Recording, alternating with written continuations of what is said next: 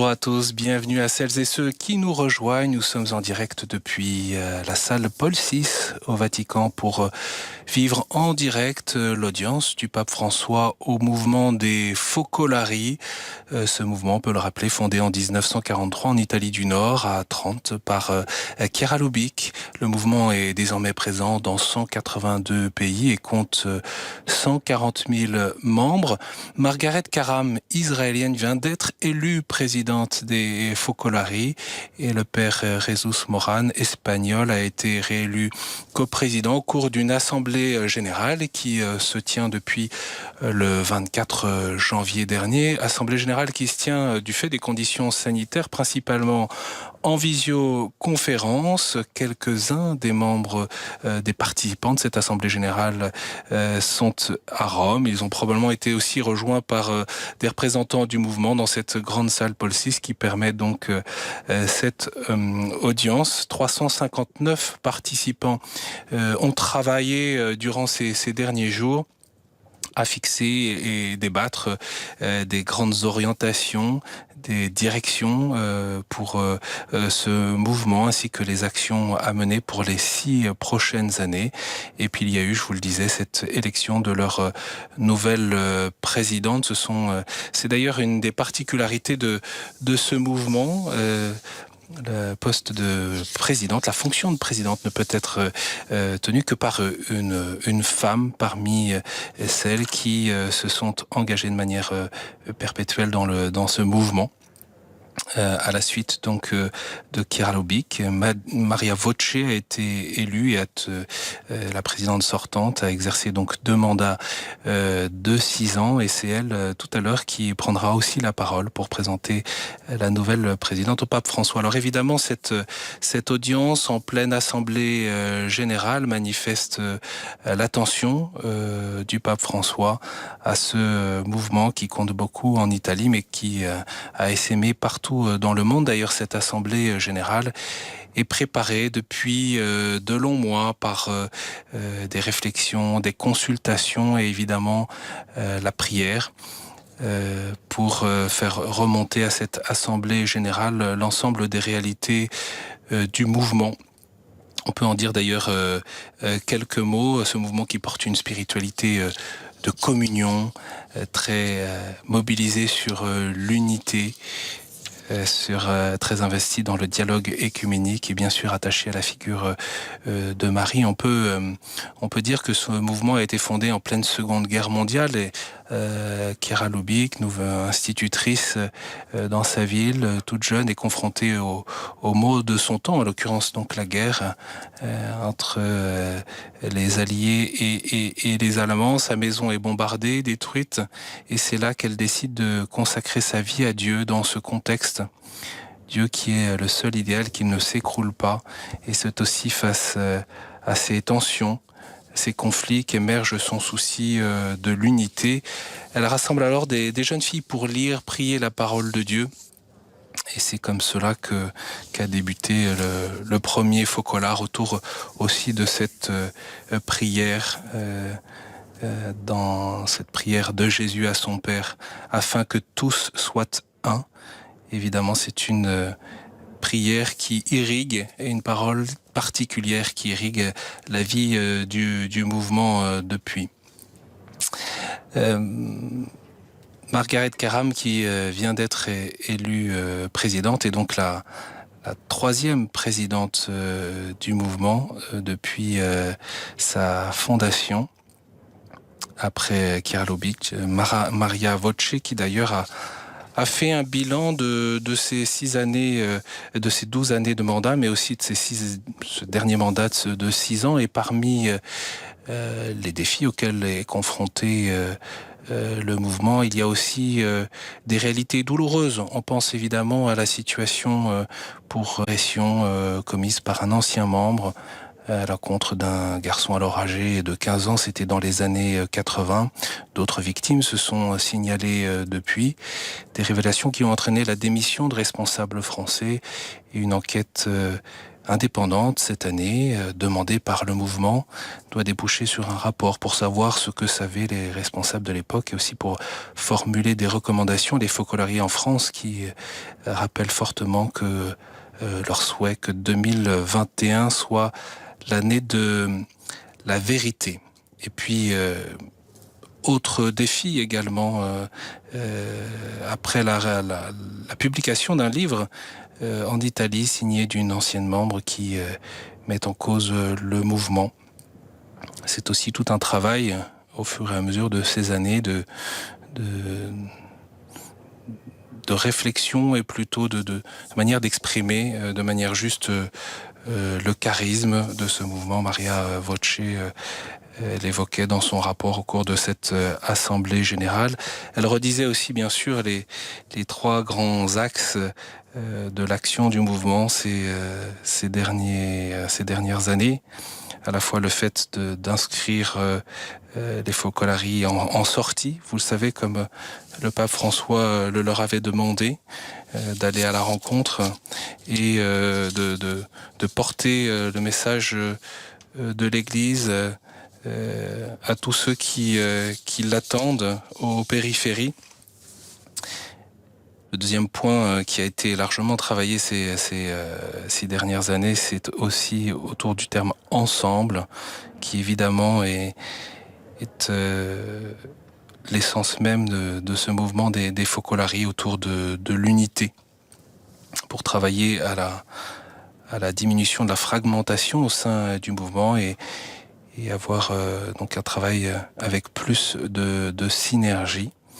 Et puis le dernier point porte sur la question de la formation pour être bien préparé en développant de nouveaux parcours de formation humaine et spirituelle pour les membres dirigeants autour de ces 3 mots en sortie, ensemble et bien préparé, que le mouvement a travaillé afin de réaliser à la fois sa vocation propre pour porter la sanctification de ses membres, mais aussi pour que ce mouvement puisse être en action dans le monde et contribuer à le transformer.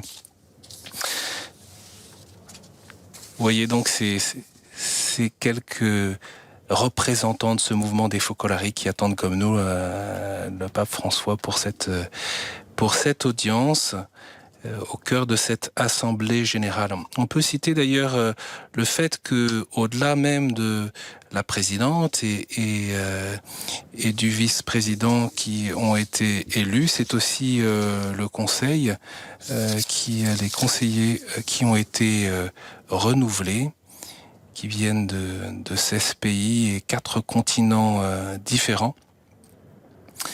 Cela rappelle l'importance du mouvement à travers le monde, du Japon à l'Argentine, en passant par le Liban, la République démocratique du Congo ou la Centrafrique, mais aussi le Canada, le Cameroun, où on sait que nos téléspectateurs sont aussi nombreux dans l'ensemble de ces différents pays.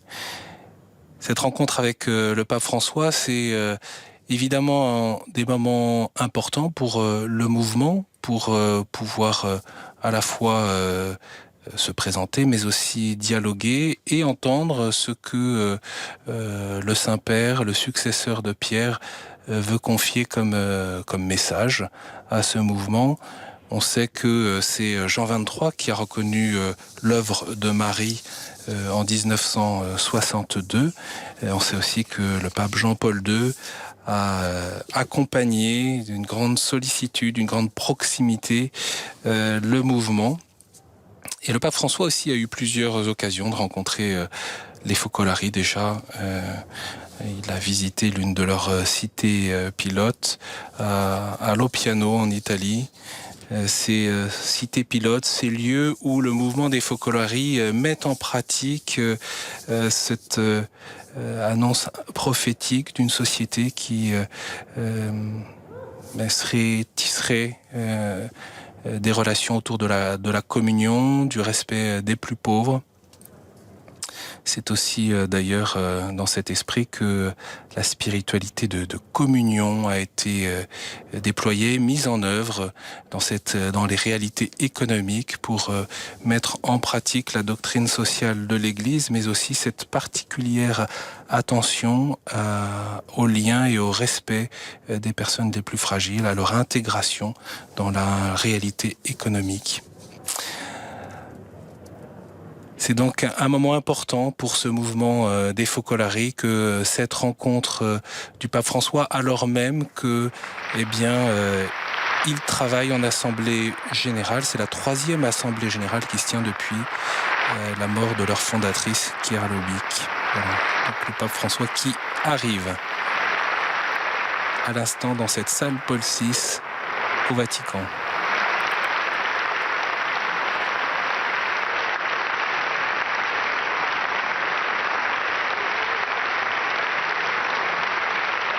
Et c'est Maria Voce qui salue le pape François, donc la présidente sortante des Focolari.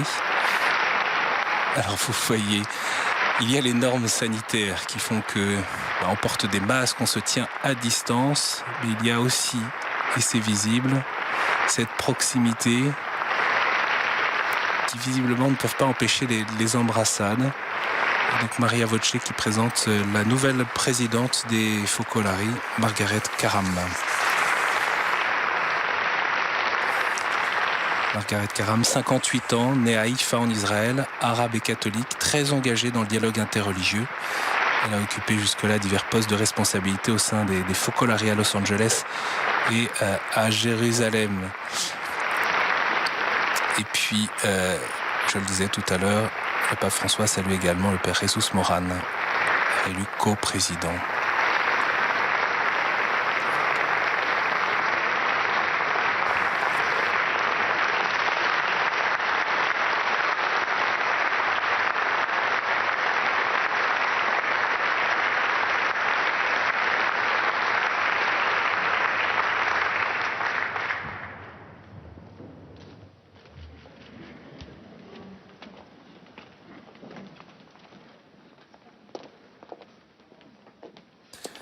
Ouais, c'est donc Maria Voce qui va dire quelques mots.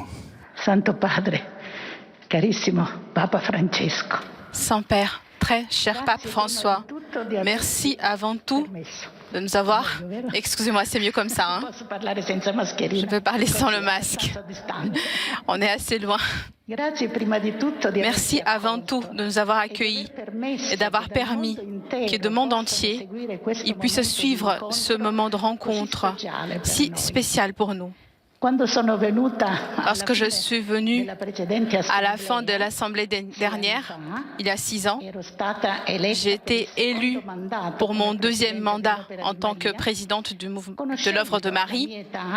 En connaissant mon âge, j'avais déjà 70 ans et 6 ans que j'étais présidente. Vous m'avez demandé, vous arriverez ? Voilà. Comme vous pouvez voir, avec la grâce de Dieu et soutenu par son amour qui m'a accompagnée toujours au long de cette période, on est arrivé à la fin et nous sommes réussis. Nous avons réussi.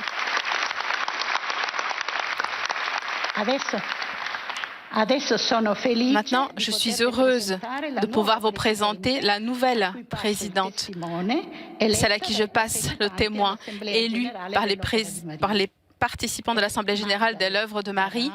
Elle s'appelle Margaret Karam, elle est catholique, née à Haïfa, en Israël, d'une famille d'origine palestinienne.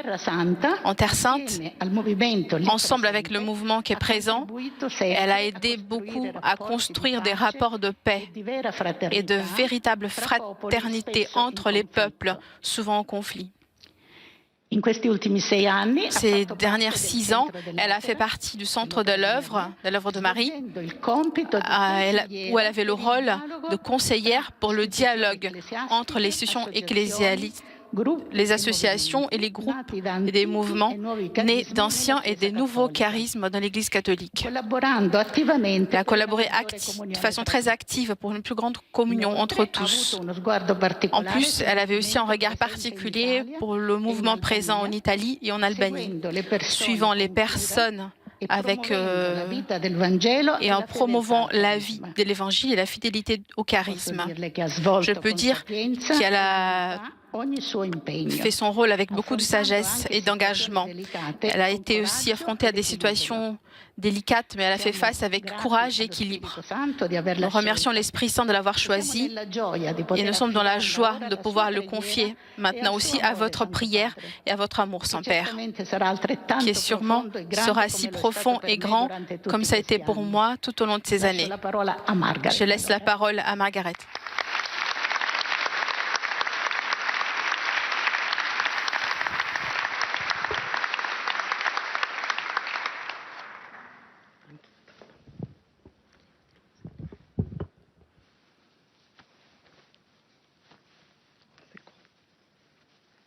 Sono un po' emozionata. Je suis un peu émue.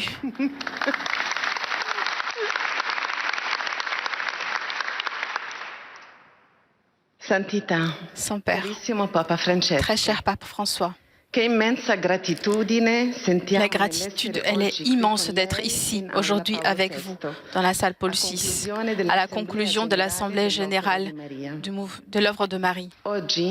Aujourd'hui, je répète devant vous, Saint-Père, ce « me voici » que j'ai prononcé au moment de ma élection en tant que nouvelle présidente du mouvement, avec émotion et gratitude. Gratitude à Dieu pour son amour. Gratitude à l'Église qui a confirmé ma nomination et aussi à tout le mouvement des Focolari dans le monde, en particulier à Chiara Lubich, qui depuis son plus jeune âge, elle m'a ouvert à l'idéal de l'unité et elle m'a fait grandir dans la vie quotidienne de l'Évangile. Mais sans Père, laissez-moi dire aussi un mot. Je n'aime pas beaucoup le mot présidente. Moi, je me sens en ce moment, ce qui me vient de plus profond de mon cœur, c'est de vous dire, je suis fille de l'Église et je veux être à son service, au service de tous.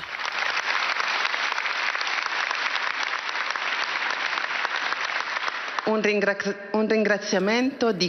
remercie aussi de tout cœur à Maria Voce, qui a conduit l'œuvre de Marie avec beaucoup de dédication, amour et sagesse tout au long de ces 12 dernières années, en se donnant pour l'unité à l'intérieur de l'œuvre de Marie et en dialogue continu avec le monde, qui a souffert des changements épocaux.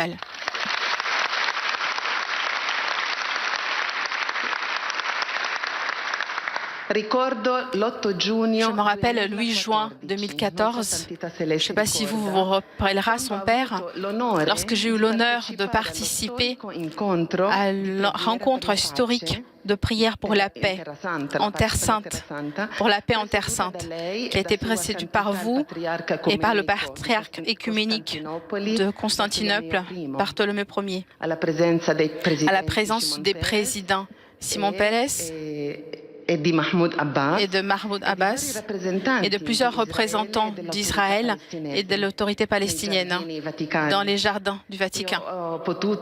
Et j'ai pu lire à cette occasion, au nom de tous les chrétiens, une prière en langue arabe. Ce jour-là, je n'aurais jamais, mais vraiment jamais imaginé de me rencontrer ici aujourd'hui, à vous parler, à vous saluer au nom des 362 participants de l'Assemblée générale de l'œuvre de Marie, certains ici présents et pour la plupart reliés. Saint-Père, merci de nous avoir accueillis ici, chez vous. Mais merci surtout pour votre lumineux témoignage de l'Évangile qui nous accompagne depuis presque 8 ans. Vos paroles, vos gestes nous aident à nous mettre aussi nous en route avec tout le peuple de Dieu, en sortie, pour nous plier sur les douleurs de l'humanité et c'est faire notre possible pour que dans la maison commune, tous se regardent et se traitent en tant que frères et sœurs. Nous sommes heureux que justement ces jours-ci, ces derniers jours, a été célébrée la première journée internationale de la fraternité universelle, établie par les Nations Unies en tenant compte de documents sur la fraternité humaine pour la paix mondiale et la convivience que vous-même, Saint-Père, avez signé avec le grand imam d'Azhar à Abu Dhabi le 4 février 2019. Nous remercions aussi le dicaster pour les laïcs et la famille, la vie, pour nous avoir permis de vivre cette assemblée générale en reliée par Internet. C'était vraiment une expérience extraordinaire, sans précédent. Il y avait des participants en Asie, en Océanie, qui sont allés se coucher minuit passé, d'autres des Amériques qui se sont levés très très tôt le matin pour pouvoir participer à l'Assemblée. Chacun et chacune était connecté depuis chez eux, mais ainsi l'Assemblée était encore plus une expression de la réalité polyédrique des peuples et des cultures qui constituent notre mouvement. Nous sommes différents par âge, par vocation. Comme vous pouvez voir ici, il y a beaucoup de jeunes aussi, chrétiens de différentes églises. Il y avait aussi un rabbin hébreu, 2 musulmans, un bouddhiste et des personnes de conviction non religieuse. Tous ceux-là ont participé à l'Assemblée. Ce qui nous a réunis, nous a conduits, c'était justement le charisme de l'unité de Karl Lubick, qui pour le monde d'aujourd'hui apparaît plus que jamais vivant et actuel. Il alimente en nous tous la même passion pour ceux que tous soient un, que Jésus a laissé comme testament. L'Assemblée générale a été précédée d'une consultation très participative de la grande famille des Focolari dans le monde. Ils sont revenus de ce chemin synodal 4 points thématiques en vue des orientations du mouvement pour les prochains 6 années. Je vous dis juste quelques-uns. Le cri de l'humanité d'aujourd'hui, en particulier en ce qui concerne les exclus, l'environnement, la famille et la pandémie, la mémoire vivante et l'actualisation du charisme de l'unité, comme il nous a été donné par Chiara, notre engagement dans les différents environnements de l'Église et de la société, notre chemin, nous avons aussi regardé beaucoup notre chemin ensemble avec les nouvelles générations, a précédé les travaux. Nous avons vécu 3 jours de retraite spirituelle qui nous ont préparés à l'élection, à mon élection, à celle du coprésident Jesus Moran, qui a été réélu, et à 11 conseillères femmes et 11 conseillères hommes générales provenant de 7 pays et de 4 continents. Nous sommes ici, Saint-Père, avec le cœur grand ouvert, conscients de tout ce que vous nous avez dit lorsque vous êtes venus nous rendre visite à Le Piano en mai 2018. Vous êtes au début, en toute petite sémence qui a été jetée dans l'histoire, qui doit encore faire grandir ses racines et porter des fruits au service de la mission d'annonce et d'incarnation de l'évangile de Jésus. Nous voulons accueillir, vous demandons d'accueillir, Saint-Père, l'affection, tout l'amour de toutes les personnes du mouvement des Focolari qu'ils ont pour vous et l'engagement très fort de notre prière et l'unité. Heureux de recevoir votre bénédiction, nous accueillons votre parole pour la faire devenir vie en nous et dans notre façon de faire. Merci, shukran. Merci.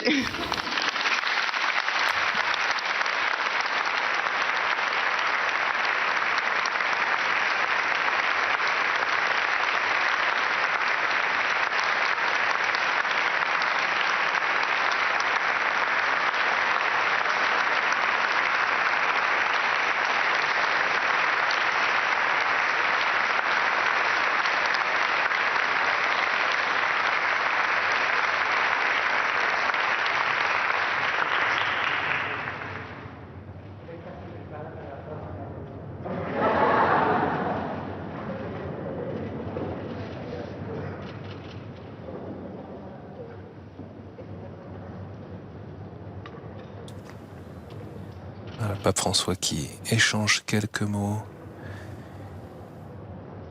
avec Margaret Karam et Maria Voce.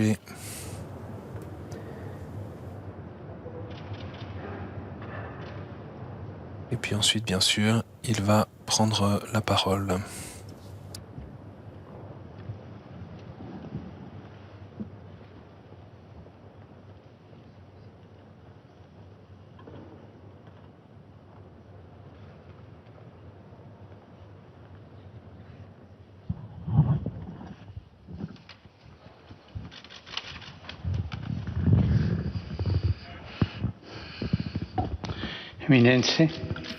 Éminence,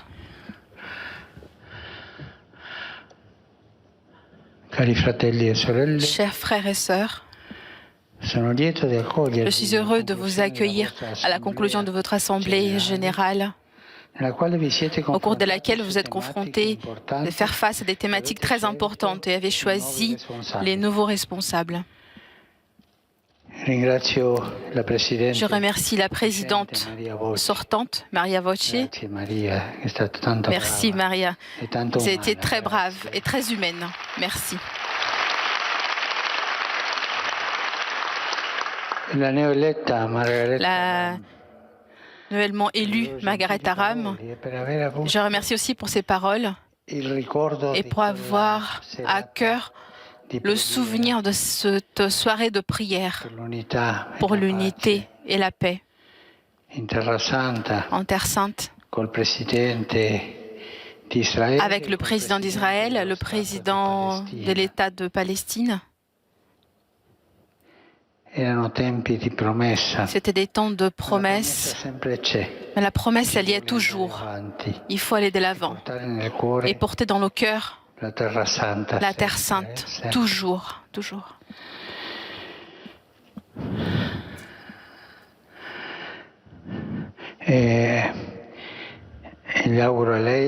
Je vous souhaite, comme j'avais dit à Maria, un grand merci. Je vous souhaite de tout mon cœur, et aussi aux coprésidents et tous les conseillers. Je suis heureux qu'il soit ici le cardinal Greenfarr, la signora Linda Grinson, sous-secrétaire. Je vous salue tous ici présents et tous ceux qui sont reliés en streaming. Je porte ma salutation à tous les membres aussi de l'œuvre de Marie qui vous représentez. Pour vous encourager sur votre chemin, je souhaite vous offrir quelques réflexions que j'ai divisées en 3 points. L'après, le fondateur, l'importance de la crise et vivre les spiritualités avec cohérence et réalisme. Ce sont les 3 points. L'après, le fondateur, l'importance des crises, il y en a plusieurs, et vivre les spiritualités avec cohérence et réalisme. L'après, le fondateur, 2 ans après la mort de Chiara Lubich, vous êtes appelés à dépasser tout ce qui peut arriver dans un mouvement, aussi la baisse des nombres, pour continuer à être une expression vivante du charisme de fondation. Et cela demande, on le sait, une fidélité dynamique, capable d'interpréter les signes et les besoins des temps et de répondre aux nouvelles instances que l'humanité, aux nouvelles questions que l'humanité nous demande aujourd'hui. Chaque charisme est créé pour répondre. Ce n'est pas une statue d'un musée, c'est quelque chose qui évolue. Il s'agit d'être fidèle à la source originelle, mais par contre savoir comment l'exprimer en dialogue avec les nouvelles situations sociales et culturelles. Les racines bien solides, mais l'arbre, il grandit en dialogue avec la réalité. Ce pour tout ce qui est des mises à jour, c'est encore plus fructueux lorsqu'on le fait cela en harmonie avec la créativité, la sagesse, la sensibilité, mais surtout la fidélité à l'Église. Votre spiritualité est caractérisée par le dialogue et l'ouverture aux différents contextes culturels, sociaux, religieux. Elle peut sûrement être favorable à ce processus. L'ouverture aux autres, qui que ce soit, est toujours à cultiver. L'Évangile est adressé à tous, mais pas comme prosélytisme, non. L'Évangile est destiné à tous. Il est ferment d'humanité nouvelle en chaque lieu, en chaque temps. Cette façon de faire, cette attitude d'ouverture du dialogue vous aidera à éviter tout autoréférencement, qui est toujours un péché. C'est une tentation, de se regarder au miroir. C'est moche, ça. Seulement pour se coiffer le matin, et rien d'autre. Éviter chaque forme d'autoréférencement qui ne vient jamais de l'esprit, de bon esprit. C'est ce qu'on souhaite à toute l'Église, se regarder, se protéger, de se replier sur soi-même, qui induit à se défendre toujours, à défendre l'institution à défaut des personnes, et qui peut porter et peut même justifier et accomplir des formes d'abus. Avec beaucoup de souffrance, nous l'avons vécu, nous l'avons découvert ces dernières années. L'autoréférencement empêche de voir les erreurs et ce qui n'a pas été fait. Ça nous arrête sur le chemin. C'est un obstacle pour la vérification ouverte des processus institutionnels et des modes de gouvernance. Il faut mieux être courageux et faire face avec parrhésie et vérité les problèmes, suivant toujours les indications de l'Église, qui est mère. C'est une véritable mère, et répondant aux exigences de la justice et de la charité. L'autocélébration ne rend service au charisme, ne rend pas service au charisme. Plutôt, il s'agit d'accueillir chaque jour avec stupeur. Et n'oubliez pas ce stupeur qui indique la présence de Dieu toujours. Accueillez chaque jour avec cet émerveillement, le don gratuit que vous avez reçu en encontrant votre idéal de vie. Avec l'aide de Dieu, cherchez de correspondre avec foi, humilité et courage. C'est une grâce, comme a vécu Marie après l'Annonciation. Le deuxième point que je voulais vous proposer est celui de l'importance des crises. On ne peut pas vivre sans les crises. Les crises sont une bénédiction. Même dans le plan naturel, la crise de l'enfant, c'est un signe de sa croissance jusqu'à la vie adulte. Elles sont importantes, même dans les vies des institutions. J'en ai parlé largement dans le discours à la curie romaine. Il y a toujours cette tentation de transformer la crise en conflit. Le conflit, il est moche. Il peut être moche, il peut diviser. Mais la crise, c'est une chance pour grandir. Chaque crise, c'est un appel à une nouvelle maturité. C'est un temps de l'esprit qui nous réveille l'exigence d'ouvrir, de nous mettre à jour sans découragement devant la complexité humaine et à ses contradictions. Aujourd'hui, on souligne beaucoup l'importance de la résilience face aux difficultés, c'est-à-dire la capacité de faire face de façon positive en sortant de cela, des crises, des opportunités. Chaque crise est une opportunité pour grandir. Le devoir de ceux qui ont des rôles de gouvernance à tous les nouveaux, à toi particulièrement, il faut s'engager pour faire en sorte que dans le monde, les crises soient comme on l'a décrite. Les crises spirituelles, par contre, des personnes qui prennent l'intimité de chacun et les sphères de la conscience, cela, elles demandent d'être faire face de façon prudente avec ceux qui n'ont pas justement des charges de gouvernance à chaque niveau à l'intérieur du mouvement. Et cela, c'est une bonne règle de l'Église, des monachs, depuis les monastères à toujours, qui vaut pas seulement pour les moments de crise des personnes, mais elle doit être mise en place aussi pour l'accompagnement du cheminement spirituel de ces personnes.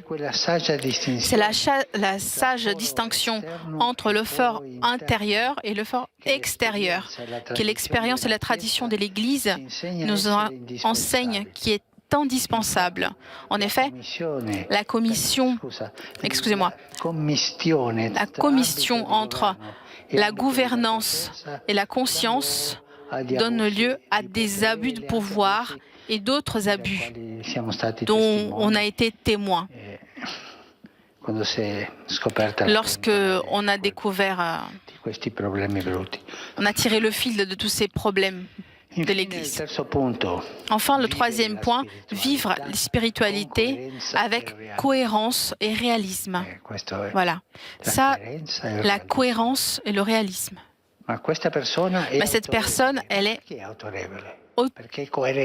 Pourquoi on l'écoute, cette personne? C'est parce qu'elle est cohérente.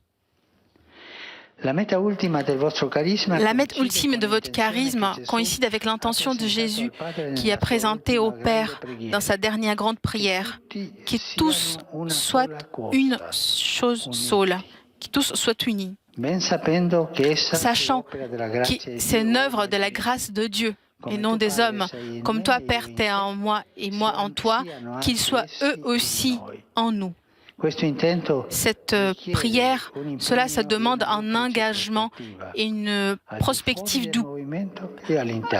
à l'extérieur du mouvement et à l'intérieur du mouvement pour pouvoir la réaliser.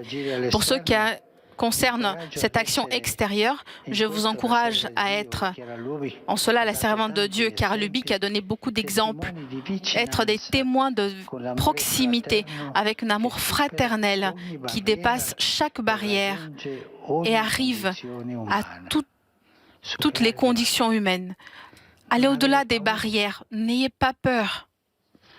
C'est la route de la proximité fraternelle et transmettre la présence du ressuscité aux hommes et aux femmes de notre temps, à partir des plus pauvres, des derniers, ceux qui sont mis à côté, travaillant ensemble avec les personnes de bonne volonté pour promouvoir la justice et la paix. Il ne faut pas oublier que la proximité était le langage le plus authentique de Dieu. Si on pense à ce que dit le Deutéronome, lorsque le Seigneur dit, pensez, quel peuple a eu ces dieux aussi proches comme vous m'avez, moi. Ce style de Dieu de proximité est allé de l'avant pour arriver à la grande proximité, celle essentielle, le Verbe qui se fait chair, Dieu qui se fait homme avec nous. Il ne faut pas oublier, la proximité est le style de Dieu, c'est le langage authentique de Dieu, à mon avis.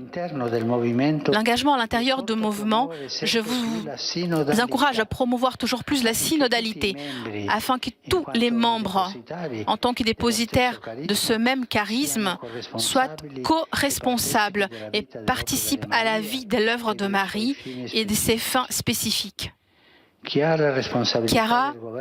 Ceux qui ont la responsabilité de la gouvernance est appelé à mettre en place une consultation transparente, pas seulement à l'intérieur des organes de direction, mais à tous les niveaux, avec cette logique de communion selon laquelle tous peuvent mettre au service des autres ses propres capacités, ses propres dons, avec beaucoup de liberté.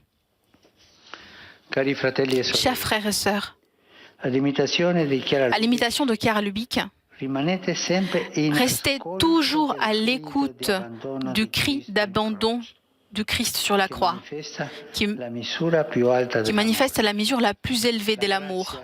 La grâce che deriva è in grado di qui ressort de cela, deboli e peccatori, elle est en mesure de ressusciter en nous, pauvres et pécheurs, des réponses héroïques qui sont en mesure de transformer les souffrances et même les tragédies en source d'espérance pour l'humanité. En ce passage de la mort à la vie, on rencontre le cœur du christianisme et aussi de votre charisme. Je vous remercie beaucoup pour votre joyeux témoignage de l'Évangile et continuez à offrir à l'Église et au monde. Continuez à offrir ce joyeux témoignage. On dit que les focolarines, ils sourient toujours. Et ils ont toujours le sourire. Et je me rappelle une fois que j'ai entendu parler de l'ignorance de Dieu. Et je me dis, mais tu sais que Dieu, il est ignorant, mais il y a 4 choses que Dieu ne peut pas connaître. Mais quelles sont ces 4 choses? Ceux qui pensent les jésuites? Combien d'argent ils ont les Salésiens? Combien de congrégations de sœurs il existe? Et de quoi ils sourient les focolari?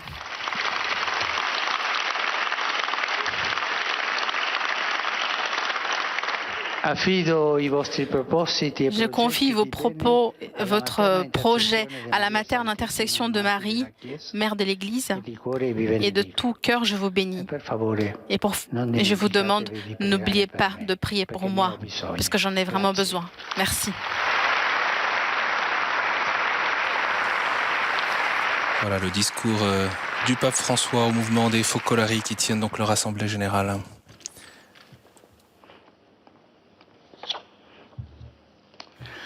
Domino Vobiscum, sin nomine benedictum,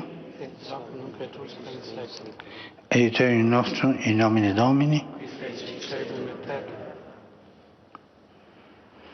benedicat vos omnipotens Deus, Pater et Filius et Spiritus Sanctus.